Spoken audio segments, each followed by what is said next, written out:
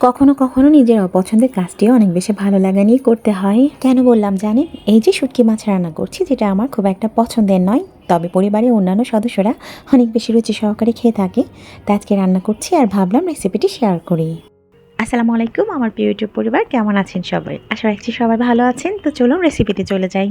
যেহেতু লইটা শুটকি মাছটা রান্না করছি, তাই এগুলোকে ছোট পিস করে কেটে শুকনো তাওয়াতে ভেজে নিয়েছি। এরপর গরম পানির মাঝে এগুলোকে ডুবিয়ে দিব, যাতে এর সঙ্গে যদি কোনো জীবাণু থাকে সেটা যেন মরে যায়।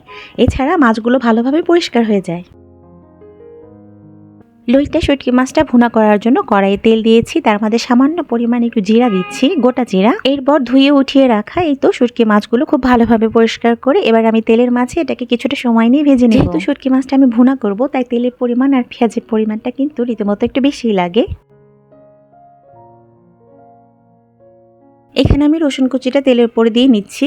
আমি মাছ ফ্রাই করছি, এর সঙ্গে কিন্তু রসুনটাও একটু আলতোভাবে ফ্রাই হয়ে যাবে।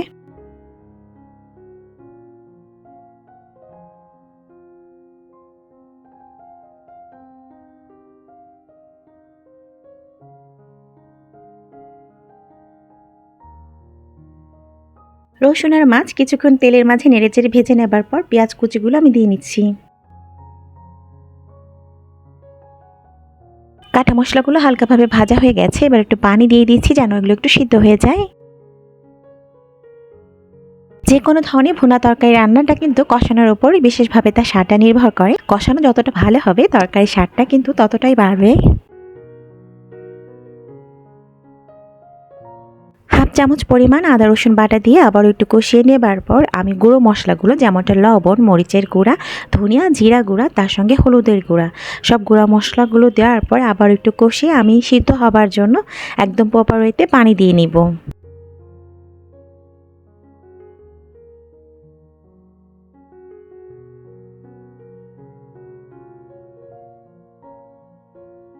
পানি দেবার পর 5 থেকে 8 মিনিট এভাবে রান্না করে নিব, যতক্ষণ না পর্যন্ত লোটটা শুটকির ভুনার চেহারাটা এ পর্যায়ে আসছে। এই তো আমার রান্না হয়ে গেছে, এবার আমি নামিয়ে নিয়েছি। শুধুমাত্র গরম গরম ভাত পরিবেশন করে তার সঙ্গে লোটটা শুটকি ভুনার তরকারিটা দিয়ে খাওয়ার পালা। আজকের মতো এখানেই বিদায় নিচ্ছি। সবাই ভালো থাকবেন। আল্লাহ হাফেজ। আসসালামু আলাইকুম।